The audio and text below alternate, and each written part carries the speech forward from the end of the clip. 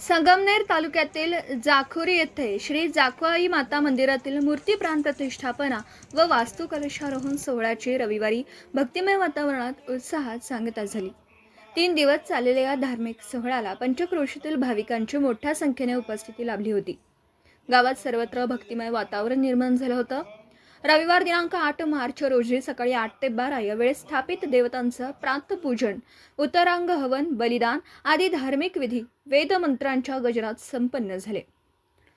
त्यानंतर हरिभक्त परायण उद्धव महाराज मंडलिक यांच्या शुभ हस्ते श्री जाकवाई माता मूर्तीची प्राणप्रतिष्ठापना, मंदिराच्या कळसाचं कलशारोहण तसेच ध्वजारोहण सोहळा मोठ्या उत्साहात पार पडला। या प्रसंगी उपस्थित भाविकांनी जयघोष करीत देवीचं दर्शन घेतलं।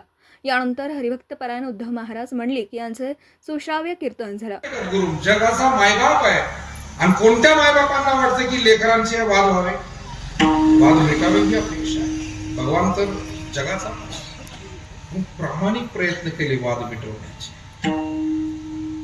युद्ध होऊ नये। 5 गावं दे दुर्योधना आणि 5 गावं दे म्हटल्यानंतर शेवटी अविस्थल, रकस्थल, वारणावत, माकंदी अशी नावं सांगितलेली आहेत। मूळ ग्रंथ आपण वाचला की लक्षात येईल, महाभारत। दुर्योधन म्हणला नाही जमणार, 5 गावं काय सुईच्या टोकावर मावेल एवढी जमीनही देणार नाही आणि सरते शेवटी भगवान श्रीकृष्ण निघाले। मला कथा यासाठी सांगायची की देव कोणाची सेवा घेतो? जो कोणी भाग्यवान आहे, पुण्यवान आहे, ज्याच्याजवळ काही भाव, भक्ती, श्रद्धा आहे त्याची सेवा घे। भगवान निघाले। श्रीकृष्ण निघाल्यानंतर शकुनी, कर्ण, दुःशासन आणि दुर्योधन 4 जण आडवे झाले आणि सांगितलं श्रीकृष्ण जाऊ नका, आपला जरी चर्चा निष्फळ झालेली असली तरी जेवण करून जा। आता मला असं वाटतं एखाद्या घरी मुलगा मुलगी पाहायला येतो, पण मुलगी जर पसंत नसेल तर त्यानं पुरणपोळी खाऊन जावी का? आणि पुरणपोळी खाऊन गेलास तर परत पुन्हा मग मुलगी पसंत नाही असं म्हणावं का? तर काही गोष्टी नीती नियमाच्या असतात, जो तो कोणी पाळतो कोणी न पाळतो। काही जण याच्यातच दिवस काढतात।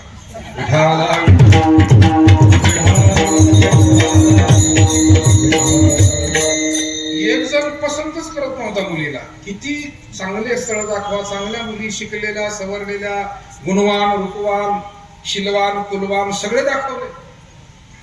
त्याला एका तुमच्यासारख्या वडीलधाऱ्याने विचारलं, अरे अर्धवय होत आलं तुझं, मागचे 15 वर्ष मुलीच पाहतोय, तू पसंत तरी कधी करणार? तो म्हणला मला मुलगीच पसंत करायची नाही, रोज नव्या घरी पोहे आणि जेवण खायला मिळतं, मी दिवस काढतोय। काही असे दिवस काढतात।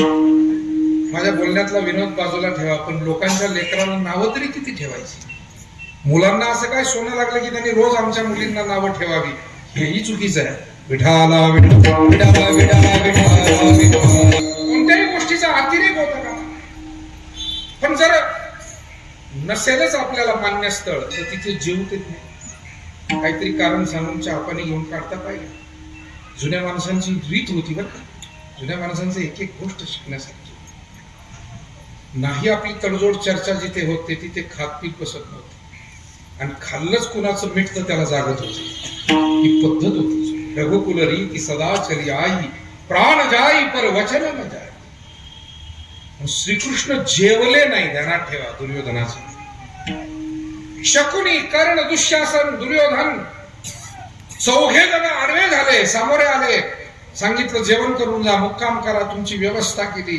भगवान म्हणाले मला स्वतःला, मी काही दुष्काळातून आलेलो नाही आणि तू जेवू घालतोय पण तुझंही काही माझ्यावर तितकंसं प्रेम नाही।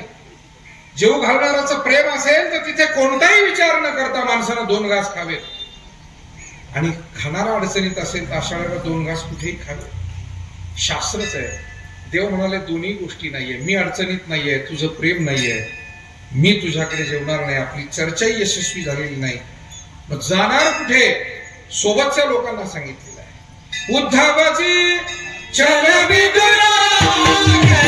कीर्तनातून त्यांनी भक्ती, श्रद्धा आणि सामाजिक एकतेचा संदेश दिला। त्यांच्या प्रभावी कीर्तनाने उपस्थित भाविक मंत्रमुग्ध झाले।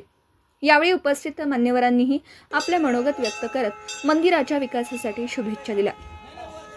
यावेळी झाकवाई माता मंदिर उभारणीत सुरुवातीपासून ज्या व्यक्तींनी परिश्रम घेतले त्या प्रत्येक व्यक्तीचा यावेळी सत्कार करण्यात आला. गोरखशेठ रहाणे यांनी करावा अशी मी त्यांना विनंती. संदीप मांडे यांनी करावा. शुभम महाराज बनकर,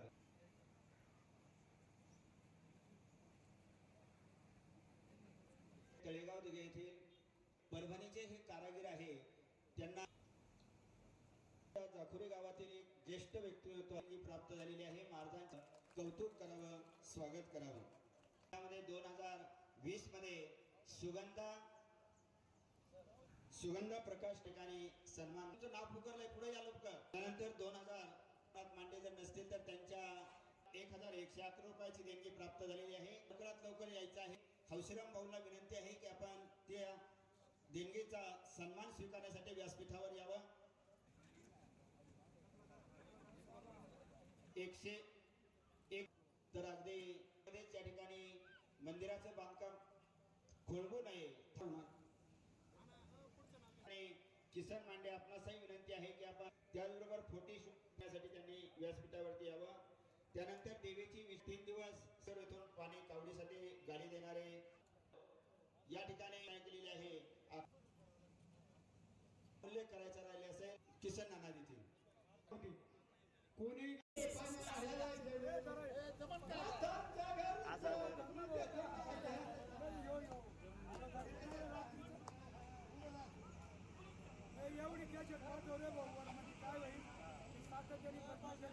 सोहळ्यानंतर उपस्थित भाविकांसाठी महाप्रसादाचं आयोजन देखील करण्यात आलं होतं. पंचक्रोशीतील तसेच जिल्हाभरातून आलेल्या भाविकांनी मोठ्या भक्तिभावाने महाप्रसादाचा लाभ घेतला. या धार्मिक सोहळ्यास जाखोरी, पिंपरणे, कोळवाडे, खराडी, वाघापूर, निमगाव, टेंभी, कनोली, अंभोरे आदी गावातील तसेच परिसरातील भाविक मोठ्या संख्येने उपस्थित होते. हा सोहळा यशस्वी करण्यासाठी जाखवाई देवस्थान ट्रस्टचे अध्यक्ष, उपाध्यक्ष, सचिव, विश्वस्त मंडळ, गावातील तरुण, ग्रामस्थ, महिला तसेच विविध संस्थांच्या पदाधिकाऱ्यांनी तन मन धनाने परिश्रम घेतले. 3 दिवस चाललेल्या या धार्मिक सोहळ्यामुळे जाखोरी गावात भक्ती, उत्साह आणि सामाजिक एकतेचं वातावरण निर्माण झालं होतं.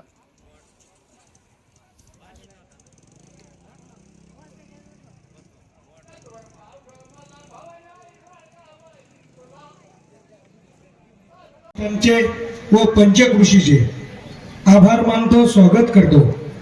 अतिशय उद्धव महाराज म्हणली यांनी असं कीर्तन आपल्याला कसं जगावं, कसं वागावं, किती समाजापाशी काय करावं आणि काय नाही करावं. नुसतं महाराजांनी नाही कोणतरी सांगितलं की परपंच कोणी करत आहे, परंतु परपंच करण्यापेक्षा परमार्थ कसा करावा, ज्ञानेश्वरी कशी ठेवा, पखवादाचं काम कसं करावं, कुठं ठेवावं. नाही तर मग काही बी आहे आणि ठेवलंय झाकून, त्याला मजा नाही. महाराजांनी अतिशय चांगलं मांडलं. मला वेळ जास्त नाही दिला, कमी आहे, परंतु मी एकच म्हणून महाराजांचं पहिल्या प्रथम आपण सगळ्यांनी टाळाच्या गजरामध्ये स्वागत केलं पाहिजे. कारण आपल्याला उपदेश केला, उपदेश, आणि आपण किती केलं याच्यापेक्षा काय केलं हे लई महत्वाचं आहे. आपण जागोबाईचं मंदिर केलं गावानी. मित्रांनो, हे मंदिर करणं सोपं नाही, परंतु तुमच्या आमच्या भाग्यात होतं ते व्हावं आणि आपल्या गावाने ते करून घेतलंय. जागोबाईचं 6 वर्षे आपल्यावर कर्ज होतं. कोणतं? तिच्यावर कुणी पाणी पडत होतं, कुणी सिमेंट पडत होतं. ती त्या दुःखाच्या याचना होत्या आणि त्या याचनेचं काम आज आपल्या गावाने ते पूर्ण केलं. तिच्या कर्जातून गाव मुक्त झालं. याच्यापेक्षा चांगला दिवस कोणताही नाही. आजचा जो हा दिवस आहे हा सोन्याचा दिवस आहे.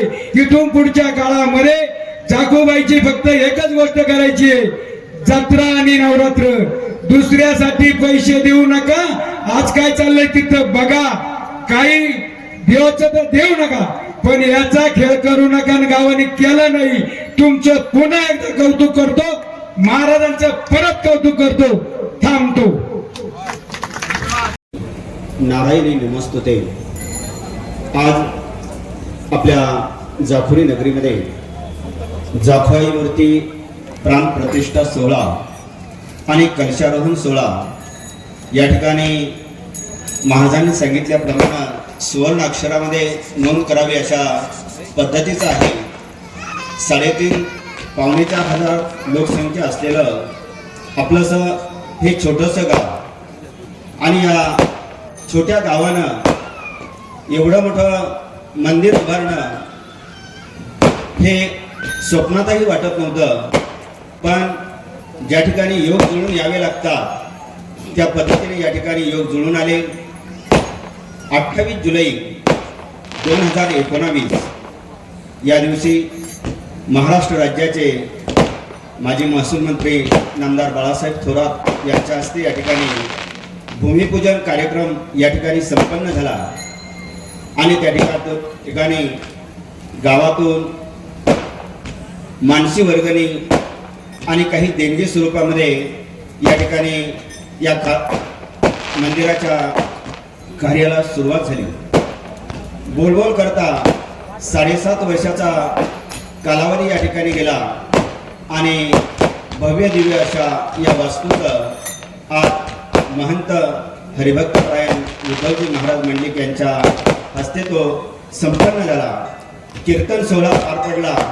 परंतु गावाने नेमकं काय केलं देवस्थान कमिटीनं याचा प्रास्ताविक या ठिकाणी आपल्या देवस्थान संस्थेचे उपाध्यक्ष सन्माननीय श्री राजेंद्र देशमुख यांनी करावं अशी मी आपणा सर्वांच्या वतीने त्यांना या ठिकाणी विनंती करतो. जेव्हा असा आपल्या जाफरी गावचा हा दिवस उगलाय जाफरी आणि पंचक्रोशीसाठी सरांनी सांगितलं. खरोखर 2019 साली गावस्थांनी एक ग्रामसभा घेतली महाराज आणि छोटंसं मंदिर होतं. पूर्वी ते बुरुज होतं आमच्या मंदिराला. बुरुज आपल्या जसं मस्जिद असते तसे बुरुज असतात. तर म्हणजे मोगलाई होती त्या काळामध्ये. त्या लोकांनी ते मंदिर बुरुजासारखं केलं होतं. परंतु मधला काळ गेला. थोडीशी परिस्थिती गावाची सुधारली असेल. काही मान्यवरांनी काही लोकांनी गोळा करून परत एक छोटंसं सुंदर असं मंदिर बांधलं आणि त्यानंतर परत आमचा जो काळ आला त्यामध्ये आमचे सगळे वयोवृद्ध असतील. खरोखर आमच्यासाठी हा सुवर्ण योग आहे आणि सर्व ग्रामस्थांनी निर्णय घेतला का आपल्या देवीचं भव्य दिव्य मंदिर बांधायचं आणि त्यावर एक 10-12 लोकांची कमिटी नेमली, बांधकाम कमिटी. त्यामध्ये मी असेल, किसन नाना असतील, बरेच जण आमचे दशरथ दादा असतील, आरती पानसरे असतील, सर असतील, बरेच जण आमचे रमेश खैरे असतील, बबलू पानसरे असतील, बरेच जण आमचे सगळे जण ते कमिटीमध्ये नेमले आणि मंदिर पाडायला सुरुवात केली. पहिल्यांदा आमचे किसन नाना म्हणायचे मंदिर बांधण्यापेक्षा मंदिर पाडायची कमिटी तयार करू आपण. तर मंदिर पाडायची कमिटी तयार केली. त्या पद्धतीनं मंदिर पाडायला सुरुवात झाली आणि ग्रामस्थांनी परत एकदा मीटिंग घेतली का आता एवढं मोठं मंदिर, गावची लोकसंख्या तर छोटी आहे आणि मंदिराचा आराखडा तयार केला. 1 कोटी रुपये लागतील म्हणजे मंदिराला. आता हे कसं तयार करायचं? परंतु जाऊ द्या, काय जे असेल ते असेल. त्या पद्धतीनं 1000 रुपया प्रति माणूस अशी वर्गणी आम्ही ठरवली आणि त्या पद्धतीनं कामकाज चालू झालं. मंदिराचं कामकाज चालू असताना काही वर्गणी गोळा झाली. मंदिराचा स्लॅब पडला आणि कोरोना चालू झाला. कोरोनाचा इतका भयंकर काळ होता का त्यावेळेला देश नाही जग बंद पडलं होतं. परंतु कळसाचं काम सुरू झालं. कळसाच्या कामासाठी निधी कमी पडला. आमच्याकडे फक्त मोजून 10,000 रुपये शिल्लक राहिले आणि मंदिराचं कळसाचं काम तर करायचं ठरलं. आता काय करायचं? मग आमची कमिटी होती 16-17 लोकांची. प्रत्येकाने निर्णय घेतला म्हणे आपण 10,000 रुपये गोळा करू. 1,70,000 गोळा होतील आणि मग 1.5 लाखाचा कळस या ठिकाणी उभा राहील. मग त्या ठरल्याप्रमाणे कमिटीनं 10,000 रुपये गोळा केले. मंदिराचं काम चालू झालं. कळस पूर्ण झाला. तर मग आतलं कामाचं काय करायचं? आणि त्या ठिकाणी तर कोरोना चालू. मग आम्ही ठरवलं एक 10-5 लोकांनी. आपल्या तालुक्याचे भाग्यविधाते नामदार बाळासाहेब थोरात साहेब हे त्यावेळेस महसूल मंत्री होते. ते राहायला रॉयल स्टोन बंगल्यावर. आम्ही 10-5 जणांनी परत एकदा 2 गाड्या केल्या, गेले मुंबईला गेलो साहेबांकडे. त्या ठिकाणी आम्ही तिथे गेलो आणि साहेबांचं आम्हाला त्या गेटमध्ये कळालं म्हणे साहेब पॉझिटिव्ह आले म्हणे. आता काय करायचं? साहेबांना तर भेटायचं, परत येणं शक्य नाही. आईला विनंती केली, आई आमचे साहेब त्यांचा निगेटिव्ह रिपोर्ट येऊ दे. खरंच काय आश्चर्य सांगतो महाराज, 1-2 तासामध्ये साहेब खाली आले आणि आम्हाला म्हणे, अरे काय आणलं जाकुरीकरांना? म्हणलं साहेब आपल्या देवीच्या मंदिराचं काम चालू आहे, तुम्हाला माहिती आहे, त्यासाठी फरची बसवायची. म्हणलं आपल्याला फरचीचे पैसे द्यावे लागतात तुम्हाला. साहेब म्हणे बरं ठीक आहे. म्हणलं पण साहेब तुम्ही ते तुमचं आम्हाला आल्या कळलं का तुमचा रिपोर्ट नेलाय आणि ते पॉझिटिव्ह आले तुम्ही? मग साहेब म्हणे आता नाही, अरे पोरांनो ते सगळं झालं म्हणे, माझा रिपोर्ट निगेटिव्ह आला.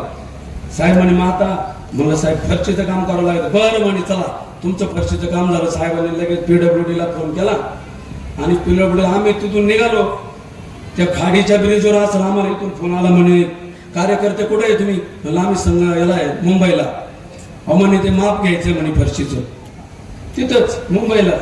म्हणलं आम्ही उद्या सकाळी येतो. आम्ही साहेबांना भेटलोय आता. साहेबांच्या माध्यमातून आपल्या मंदिराचं फरशीचं काम त्या ठिकाणी पूर्ण झालं. त्यानंतर आता त्या ग्रिलिंग करायची. मग आता आपल्या कार्यकर्त्यांनी ठरवलं म्हणजे लोखंडे साहेबांकडे जायचं. त्यावेळेस लोखंडे साहेब खासदार होते. आम्ही उंबरगावला गेलो, त्यांच्या ऑफिसला 10-5 जण गेलो. तिथं काय ते भेटले नाही. तिथं कळालं ते पेकडून का शिर्डी तुम्हाला याला भेटते श्रीरामपूरला. आम्ही रात्री 10 वाजेपर्यंत श्रीरामपूरला बसलो. रात्री 10 वाजता खासदार साहेब तिथं आले. आमच्या आता किसन नाना बोलायचं तुम्हाला सांगायची गरज नाही. किसन नानांनी त्यांच्याकडे डायरेक्ट 15 लाखाची मागणी केली. 15 लाखाची मागणी केल्यावर ते म्हणे, अरे जाकुरीकरांनो म्हणे, अरे माझ्याकडे पूर्ण अर्धा जिल्हा आहे, एवढा निधी, असं करा हा निधी तुमच्याकडे घ्या, तुम्हीच बसवा, कसा बसवायचा?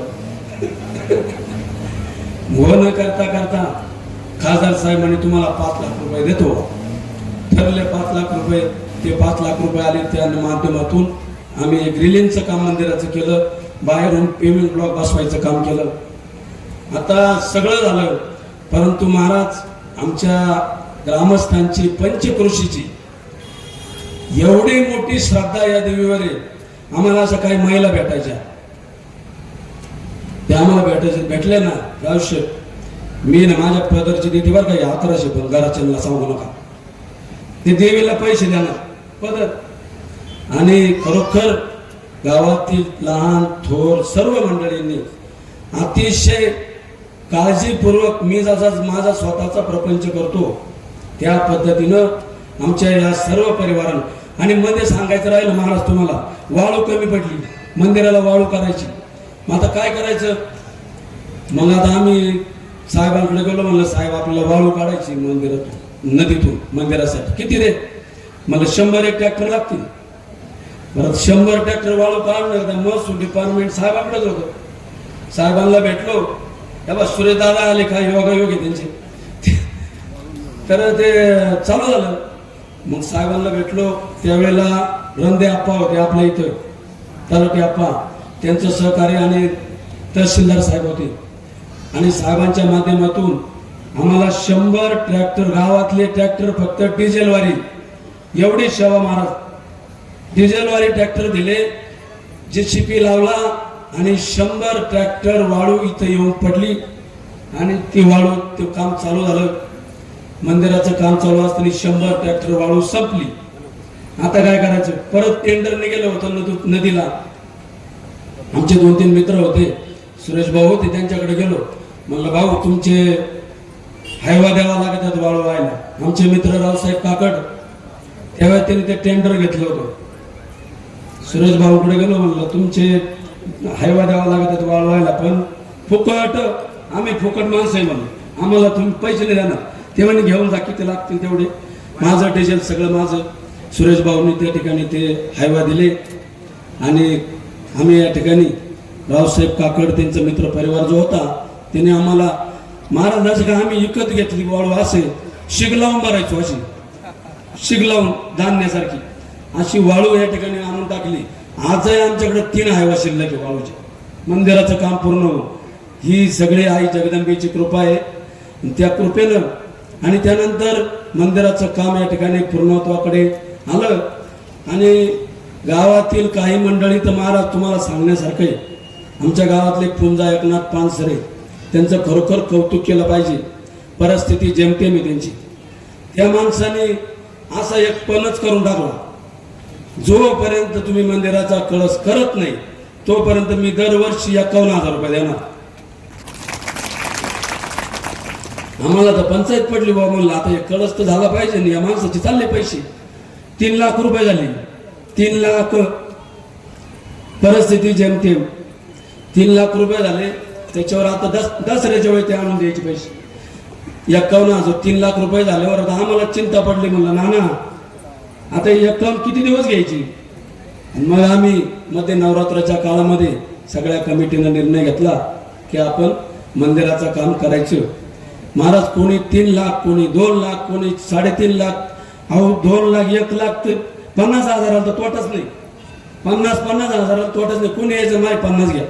आत्ता काल परवाची गोष्ट आहे, आमच्याच गावचे सुपुत्र आहेत, ते पुण्याला सर्व्हिस करतात बरेच दिवसापासून. ते रिटायर झालेत आता, गेलो बाबा पानसरे.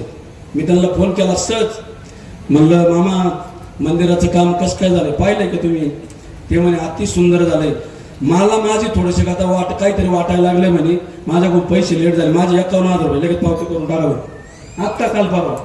आणि हा जवळच कार्यक्रम धरला आम्ही. आता मंदिराचं ठरलं की आता आपण कळसाचा कार्यक्रम करायचा, मूर्ती स्थापनेचा कार्यक्रम करायचा. तुमच्याकडे आलो, तुमची तारीख घेतली. त्यावेळेला आमच्याकडे फक्त 1.5 लाख रुपये शिल्लक होते आणि आम्ही सगळा आडखा म्हणजे गावासाठी अत्यंत आनंदाचा आणि पवित्र असा आहे. आपल्या सर्वांच्या सहकार्याने आणि देवीच्या कृपेने आपल्या गावातील मंदिराचे काम यशस्वीपूर्ण झालेले आहे. आज आपण देवीची प्राण प्रतिष्ठा व कळस पूजन हा मंगल सोहळा मोठ्या भक्तिभावाने साजरा करत आहोत. हे मंदिर फक्त दगड विटांचे बांधकाम नाही, तर आपल्या गावाची श्रद्धा, एकता आणि संस्कृतीचे प्रतीक आहे. या कामासाठी ज्यांनी तन मन धनाने मदत केली अशा सर्व दानशूर भक्तांचे, गावकऱ्यांचे आणि या कामात सहभागी झालेल्या प्रत्येक व्यक्तीचे मनपूर्वक आभार मानतो. देवीची कृपा आपल्यावर सर्वांवर सदैव व राहो. गावात सुख, शांती, समृद्धी आणि ऐक्य नांदो हीच देवीच्या चरणी प्रार्थना. या पवित्र कार्यात ज्यांनी सहकार्य केले त्या सर्वांचे पुन्हा एकदा मनपूर्वक धन्यवाद. जागोबाई की म्हटले याच्यासाठी केला होता अट्टहास, शेवटचा दिवस गोड व्हावा. आज आपला हा मंदिराच्या कामाचा शेवटचा दिवस. कलश ज्ञानेश्वरीचा 18वा अध्याय म्हणजे कलशाध्याय, गीतेचा 18वा अध्याय म्हणजे कलशाध्याय. आज आपण कलश स्थापना केली म्हणजे मंदिराचं काम पूर्ण केले. आणि या निमित्ताने हरिभक्त पारायण उद्धव महाराजांनी जी कीर्तन सेवा दिली आहे आणि त्यांना जे पखवाद, पेटी आणि टाळकर्णी अतिशय उत्तम साथ दिली आहे, आपण त्यांची खूप ऋणी आहोत. काही गोष्टी अशा असतात की त्या बोलल्याशिवाय राहत नाही, म्हणून मी त्यांना म्हटलं की मला 2 शब्द बोलू द्या. बघा, आपल्या व्यावहारिक जगतात आपण बघतो, जर आपल्याला एखादी मोठी पंगत द्यायची असेल तर आणि चांगल्या पद्धतीने द्यायची असेल तर आपल्याला त्याला चांगला किराणा, चांगला भाजीपाला घ्यावा लागतो. त्याच्यासाठी चांगला उत्तम आचार्य शोधावा लागतो आणि त्या उत्तम आचार्याने उत्तम स्वयंपाक केला तर तो आपल्यापर्यंत व्यवस्थित पोहोचवू पण लागतो, तर त्या संपूर्ण कार्याचं सार्थक होतं. स्वयंपाक उत्तम झालाय परंतु जर आपल्याला तो सगळ्यांना व्यवस्थित वाढता आला नाही तर भोजन घेणारा समाधानी होत नाही. ह्या आज जाकुबाई मंदिराची जी प्राण प्रतिष्ठा झाली, कलशरोहण झाले, त्याच्या पायापासून तर आतापर्यंतचं काम हे आपल्या सगळ्यांच्या सहकार्याने झालंय. प्रत्येकाचा त्याच्यात खारीचा वाटा आहे. कुणी कमी केला असेल, कोणी जास्त केला असेल, परंतु त्याच्यात प्रत्येकाचा खारीचा वाटा आहे. परंतु हे करून घेणं हेही तितकं सोपं नाही. ज्या कमिटीने हे काम केलंय, आपण सगळं भाजीपाला, किराणा सगळा गोळा करून गेलाय, परंतु त्याच्यासाठी उत्तम आचार्य नेमून त्याचा उत्तम स्वयंपाक करून तो आपल्यापर्यंत त्यांनी उत्तम रीतीने पोहोचवलाय. त्याच्यासाठी त्यांनी किती कष्ट केलेत. राजभवनने आता इथे सांगितलं आपल्याला की आम्ही असे केले, याच्याकडून असे पैसे घेतले, त्याच्याकडून तसे पैसे घेतले. म्हणजे जरी देवीच्या प्रेरणेने, माता जाकुबाईच्या प्रेरणेने त्यांनी ते काम केलं असेल, परंतु त्यांनी ते काम खूप प्रेमाने, खूप आदराने, भक्तीने आणि निष्ठापूर्वक केलेलं आहे. हे बघा, पैसे गोळा होणं हा एक दुय्यम भाग आहे, परंतु त्याचा सदुपयोग करून इतकी सुंदर वास्तू निर्माण करणं आणि तिने का आपल्या गावाचं सगळ्याचं कल्याण करणं ही गोष्ट इतकी सोपी नाही. हे जे कमिटीने काम केलेलं आहे, मला आतून असं वाटतं की त्यांचं सुद्धा कुठंतरी आपण त्यांच्या पाठीवर थाप मारली पाहिजे. त्यांनी केलेल्या कामाची आपण सगळ्यांनी कुठेतरी नोंद घेतली पाहिजे आणि ती नोंद आज आपण त्यांच्या पाठीवर थाप मारायची म्हणून एकदम मोठा टाळ्यांच्या गजरामध्ये त्यांच्या पाठीवर थाप मारू ही आपल्याला विनंती आहे. दुसरी गोष्ट आहे, आज आपल्या मंदिराच्या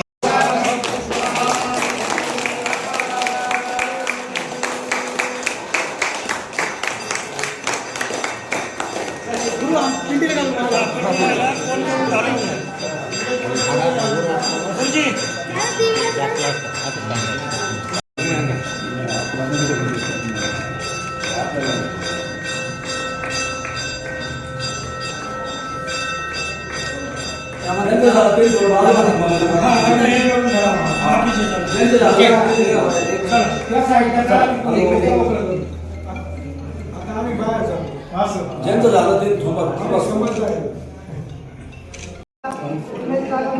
सुंदरी